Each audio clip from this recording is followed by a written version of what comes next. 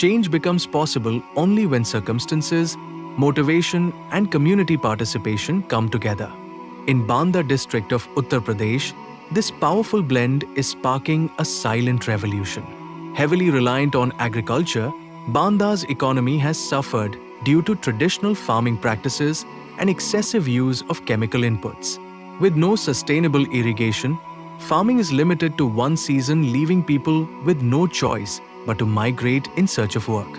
Recognizing this challenge, HDFC Bank initiated a mission for transformation. Partnering with Manjari Foundation, the focused rural development program was launched across 30 villages of Banda.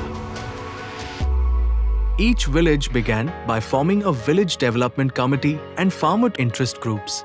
Together, they created tailored roadmaps for progress, placing people at the center of every decision.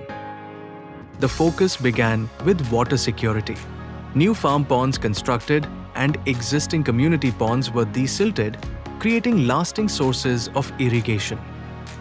हमारी ज़मीन पहले बंजर पड़ी रहती थी। मंजरी और HDFC bank के द्वारा जो है हमको ये तालाब बनाने का सहयोग मिला। तालाब बन जाने से हम किसान जो है तो इससे बहुत समृद्ध हो गए हैं। जो बारिश का पानी इस तालाब में जमा होता है, इसमें हम रबी की फसल तो ले ही लेते हैं।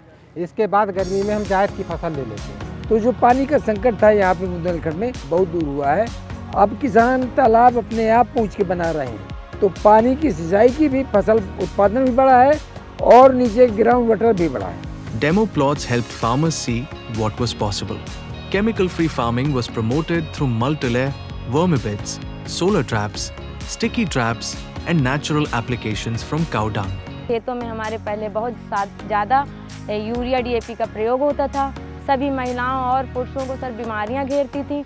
मंजरी फाउंडेशन HDFC बैंक से जुड़कर सभी ने रसायन मुक्त खेती करना प्रारंभ कर दिया है और सर धीरे धीरे परिवर्तन भी दिखने लगा है। हमारी लागत भी कम लगती है और इससे फायदा भी अधिक होता है। With the help of chemical-free farming, farmers are generating more income as compared to traditional farming system. Cash crop cultivation, especially vegetables, was introduced, boosting farmer incomes significantly. पहले हम ऐसे सिंपल सा करते थे अपना, अब जब मंजरी में जुड़ गए तो फिर ये हम रस्सी से बांध के तरह उगाया तो इसमें फल ज़्यादा तैयार हुए, ज़्यादा फायदा हुई। हम थोड़ा थोड़ा लगाते थे अपने घर के यूज के लिए, बेचते नहीं थे। तो अभी इस समय 10-15 हज़ार का भी बिक गया है। अभी फल तैयार हो रहे हैं, अभी आगे भी होंगे।